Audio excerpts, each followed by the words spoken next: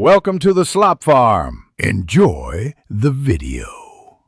In this video, I will explain how to make kombucha from kombucha, an easy guide to brewing your own delicious fermented tea at home. We will go through each step, from gathering your simple ingredients to enjoying your very own bubbly beverage. This method is perfect for anyone looking to start their kombucha journey or expand their brewing skills. You will be surprised how straightforward it is to create a continuous supply of this healthy drink. To begin, you will need a few key items. First, brew 1 gallon of sweet tea. Let it cool completely. Next, gather 1 to 2 cups of unflavored, unpasteurized kombucha, which acts as your starter liquid. Crucially, you will need a healthy Scoby or symbiotic culture of bacteria and yeast.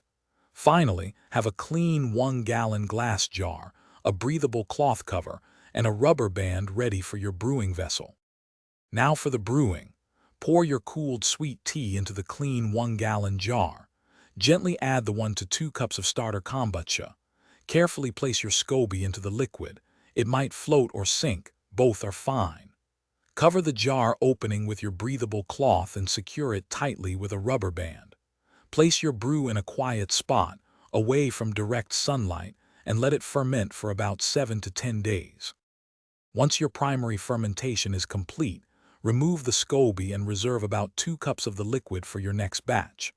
Now, it is time for the fun part, flavoring. Pour your kombucha into airtight bottles, adding your favorite fruits, juices, or spices. Let these bottles sit at room temperature for another 2 to 4 days to build carbonation. Finally, refrigerate your delicious, homemade kombucha to halt fermentation and enjoy its refreshing taste. Thanks for watching. Consider subscribing if we helped you today.